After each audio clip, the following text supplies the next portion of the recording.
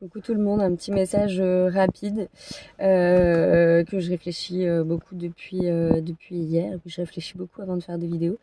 Il y a un message que j'ai souvent quand je me fais des tirages personnels et c'est la carte ouvrir son cœur. Et je me fais souvent la réflexion en ce moment que c'est pas facile d'ouvrir son cœur en ce moment euh, parce que tout est fait en ce moment. Alors on peut discuter sur le fait que ça soit une volonté, pas une volonté. Moi, mon parti pris, c'est que c'est une volonté. Alors je vais même pas aller sur des histoires de plans démoniaques pour nous détruire ou je sais pas quoi, ce qui potentiellement est largement vrai, mais c'est volontaire parce que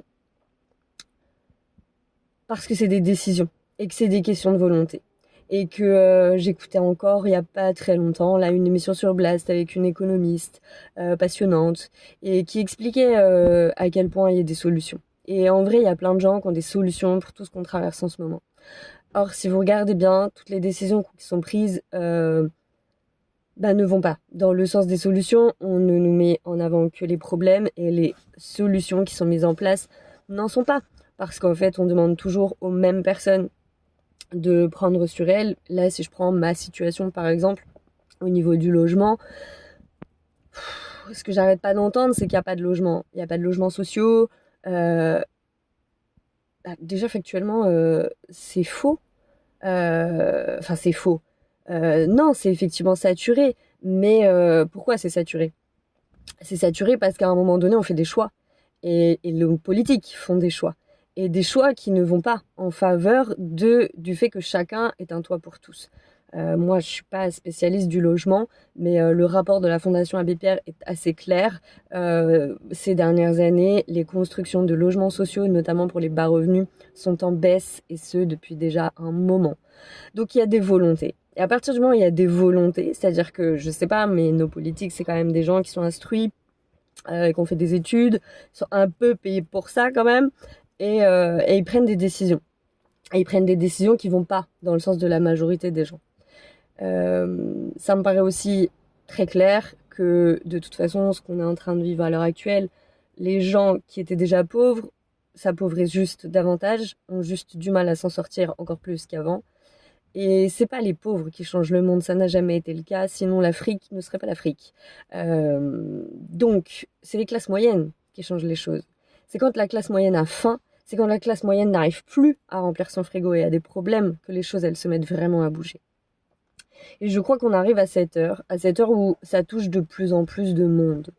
Donc, comme ça touche de plus en plus de monde, eh bien, il y a des choses qui vont nécessairement bouger. Euh, Tout est fait à l'heure actuelle pour qu'on perde espoir, réellement. Tout est très très très très dur.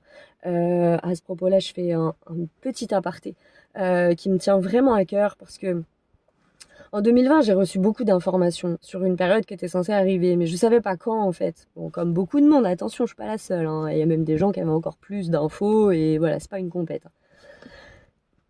Moi, c'était beaucoup axé sur le suicide, sur le fait qu'il fallait prendre soin les uns des autres. D'ailleurs, si vous faites attention, c'est ce que je dis à la fin de toutes mes vidéos parce que je le ressens très très très très fort. Et, euh, et comme je l'ai traversé cette année, quand on est acculé par beaucoup de problématiques qui touchent à la survie, c'est conceptuel. C'est conceptuel de devoir choisir entre se chauffer et manger. C'est conceptuel de pas réussir forcément à payer des couches à son enfant, ou voire à devoir se priver de certaines choses. Là, je parle pas de se priver de chips ou je sais pas quoi, je parle de se priver vraiment, c'est-à-dire de se priver d'aliments de base. C'est conceptuel, ça met l'esprit dans un déclic où la réalité, elle devient pas facile à encaisser. Et quand cette réalité, elle devient pas facile à encaisser et qu'il y a des notions d'argent, des notions de survie, des notions de tout ça, euh, ça peut être très dur. Et ça peut plonger les gens dans des dépressions parce qu'en fait, on voit pas les solutions. On voit dans ces moments-là uniquement les problèmes et on voit pas les solutions. Et on sait pas comment s'en sortir, la vérité. Et parfois, dans ces moments très très très très sombres, eh ben on pense au pire. Et on pense à partir. Et on pense à se dire, bah en fait, la solution c'est de partir. Et c'est dramatique. Et je suis un peu colère parce que je crois sincèrement que nos dirigeants en ce moment sont irresponsables, réellement. Nos députés sont irresponsables. Parce que dans l'hémicycle, ils se prennent la tête pour des trucs qui n'ont pas lieu d'être. Que toutes les décisions qui sont prises en ce moment, elles vont concerner des êtres humains. Des êtres humains qui vont souffrir. Et, euh, et on rigole pas avec des vies humaines. Des êtres humains qui ont parfois des enfants, des familles. Euh, voilà. Alors dans tout ça, bah oui, c'est compliqué de se dire faut ouvrir son cœur, faut ouvrir son cœur. Mais comment on fait pour ouvrir son cœur quand on est acculé par tout ça? Parce que si vous le vivez pas directement, ce truc-là, vous allez le voir chez les autres. Ça va se voir dans nos entourages. Les difficultés, elles vont être de plus en plus palpables. Et, euh, et en fait, c'est ça que j'ai compris ces derniers temps. C'est qu'ouvrir son cœur, c'est effectivement se confier, accepter d'être vulnérable quand on a un problème, mais c'est aussi plus largement se laisser toucher par la vie. Ça fait maintenant 2 ans qu'en spiritualité, on nous appelle à rayonner, à s'incarner pleinement. Et je crois sincèrement que c'est précisément pour ça. C'est-à-dire que dans une période comme on vit, il faut avoir une confiance en soi de taré. Mais genre vraiment, une confiance en soi de taré, une confiance en la vie de fou. Il faut avoir foi. Alors pas forcément en Dieu, mais en des choses suffisamment fortes pour tenir le coup.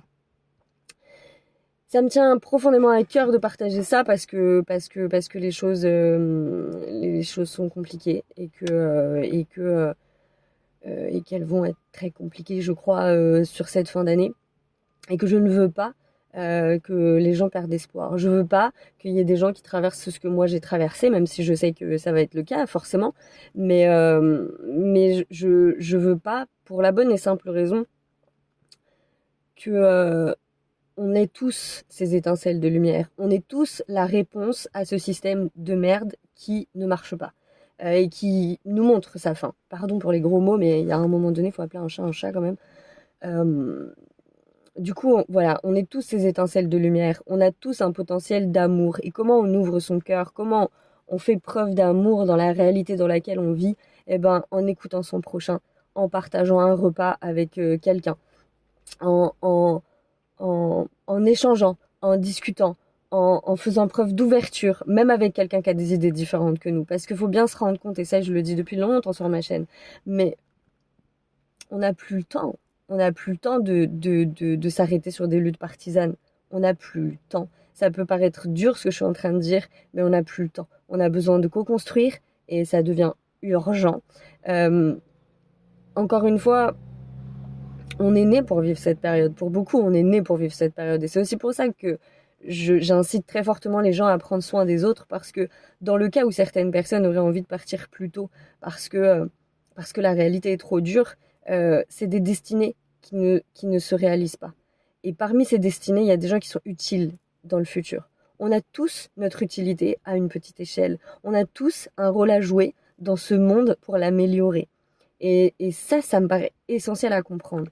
C'est-à-dire que effectivement, c'est bien pour ça que la spiritualité, depuis 1 an, nous amène à travailler sur nous et à nous réaliser et à s'incarner. Parce qu'on a tous un rôle et qu'on ne doit pas se laisser aller au désespoir, aussi dur que ce soit. Et la seule manière de tenir dans les semaines et dans les mois qui viennent, ça va être de faire corps, tous ensemble, de partager, d'échanger, de faire union, de se disputer peut-être, mais en tout cas, de ne pas perdre ce lien social, vital, humain, et avoir de l'amour. Beaucoup, beaucoup, beaucoup, beaucoup d'amour dans le cœur. Pour tous, pour toute l'humanité. Sinon, on va pas y arriver. C'est aussi simple que ça. Donc, ça me paraissait important de vous dire ça et je l'espère, transmettre un message d'espoir, parce qu'en vrai, ça me donne beaucoup d'espoir. Et il y en a de l'espoir. Il y en a. Faut juste... ça va même plus loin que de pas écouter BFM. Faut chercher la lumière. Il faut se dire qu'on est la lumière. On est la solution. Même si on la voit pas sur le moment. Et c'est précisément pour ça que c'est important de faire lien. Parce que votre lumière, vous la verrez peut-être pas. Mais peut-être qu'il y a quelqu'un d'autre à côté qui la verra. Et qui saura vous dire, ah, mais si, mais regarde ça, tu peux faire ça.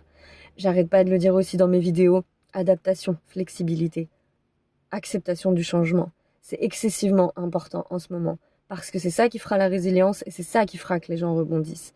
Et c'est hyper important. Et encore une fois, nos dirigeants sont largement inconscients parce qu'ils font monter des choses inadmissibles, notamment autour de la dissension entre les personnes.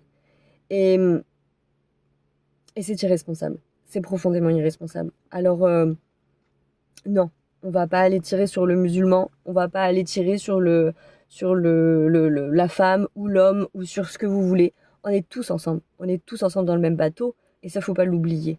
Et, et, euh, et je crois sincèrement qu'on peut co-construire en toute intelligence, que de toute façon, on n'a pas vraiment le choix. Donc, à un moment donné, plus tôt on s'y mettra, et mieux ça se passera. Et c'est juste ça. Il y a une chanson de Kenya Arcana que j'aime énormément qui s'appelle Cinquième Soleil, et je crois profondément que c'est une chanson très très à propos dans les temps qui sont là. Alors, soyons tous ce soleil, rayonnons, et rayonnons de l'amour pour notre prochain, pour notre monde. Il ne s'agit pas seulement de vouloir le sauver, il s'agit de l'incarner dans son quotidien, dans ses choix, dans ses discussions, dans ses échanges, dans l'acceptation de voir le monde autrement. Et là, on souffre d'un déni collectif puissant. Et il faut que ce déni cesse, parce qu'il nous envoie dans le mur. Et que ça, il y a des gens qui en profitent largement en fait contre nous. Ils ont le chiffre, on a le nombre. Et ça, faut jamais l'oublier. Voilà. Je vous souhaite une très très bonne journée. J'espère que ce message vous aura fait un tout petit peu de bien. En tout cas, ça me tenait à cœur. Et voilà, je vous souhaite une excellente journée. A priori, il fait beau aujourd'hui, donc profitons. Et profitons de cette chaleur naturelle. Voilà. Prenez soin de vous.